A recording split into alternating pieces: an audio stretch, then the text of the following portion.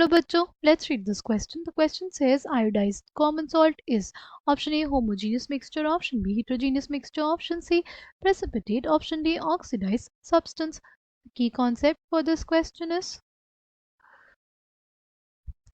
mixtures. What are mixtures? Mixtures are basically जब दो या दो से ज़्यादा कंपोनेंट्स मिला दिए जाएं इन एनी रेशियो उसको हम लोग कहते हैं मिक्सचर्स, राइट। मिक्सचर्स को हम लोग बेसिकली कैटेगराइज कर सकते हैं दो कैटेगरीज में, होमोजीनियस मिक्सचर।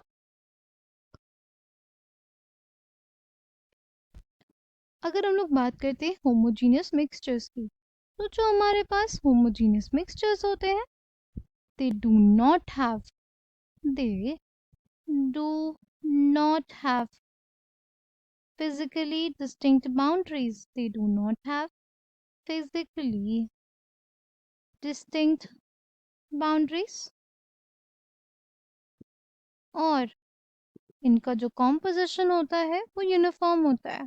जो कॉम्पोजिशन है वो इनका यूनिफॉर्म होता है, यूनिफॉर्म कॉम्पोजिशन। ठीक, इसको समझते हैं शुगर सॉल्यूशन के एग्जाम्पल से। देखो हमने क्या किया, पानी में शुगर को डिसॉल्व किया, ठीक है, तो हमारे पास एक यूनिफॉर्म कॉम्पोजिशन का मिक्सचर आया। ठीक, अगर हम लोग बात करते हैं किसकी, हीट्रोजीनियस मिक्सचर्स की, राइट। अगर बात कर रहे हैं किसकी, हीट्रोजीनियस मिक्सचर्स की, तो उनमें क्या होता है, हीट्रोजीनियस मिक्सचर्स में they have physically distinct boundaries. They have physically distinct boundaries and दूसरी चीज क्या होती है, इनका जो कॉम्पोजिशन होता है वो नॉन यूनिफॉर्म होता है। कॉम्पोजिशन जो होता है वो नॉन यूनिफॉर्म कॉम्पोजिशन होता है। ठीक है, देखो जैसे ऑयल एंड वाटर मिक्सचर, देखो हम लोग सेपरेटली देख पा रहे हैं ना, ये ऑयल वाली लेयर है और ये हमारे पास वाटर वाली लेयर है, दोनों एक दूसरे से फिजिकली डिस्टिंक्ट बाउंड्रीज है, right. Physically distinct boundaries present है और जो कॉम्पोजिशन है इस टोटल मिक्सचर की वो क्या है, नॉन यूनिफॉर्म है।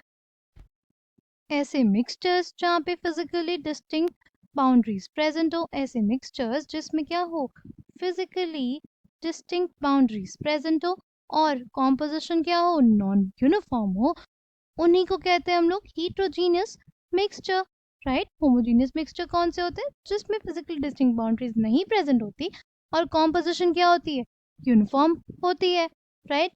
अगर बात करते हैं हम लोग प्रेसिपिटेट की, तो प्रेसिपिटेट क्या होता है हमारे पास, precipitate is a solid component which is separated from a solution, right. किसी भी सॉल्यूशन से, राइट, हमारे पास कोई भी रिएक्शन हुई, राइट, उसमें सॉल्यूशन था और रिएक्शन कंप्लीट होने के बाद हमारे पास एक सॉलिड मास आया, तो हम लोग उसको क्या बोलते हैं, precipitate. Precipitate is basically a solid mass which is obtained from a solution. अगर हम लोग बात करते हैं ऑक्सीडाइज सब्सटेंस, ऑक्सीडाइज सब्सटेंस का मतलब उस सब्सटेंस में या तो ऑक्सीजन का एडिशन हुआ हो या हाइड्रोजन का रिमूवल, राइट। इस केस में आयोडाइज्ड कॉमन सॉल्ट में ऐसा तो कुछ नहीं हुआ, इसलिए ऑप्शन डी इनकरेक्ट हो जाएगा। अगर बात करते हैं ऑप्शन सी की, प्रेसिपिटेट, सी प्रेसिपिटेट वो नहीं कहते क्योंकि यहाँ पे सिर्फ क्या दिया हुआ है, आयोडाइज्ड कॉमन सॉल्ट, यहाँ पे किसी सॉल्यूशन का या किसी रिएक्शन का कोई मेंशन नहीं है, तो ऑप्शन सी इनकरेक्ट हो जाएगा, होमोजीनियस मिक्सचर।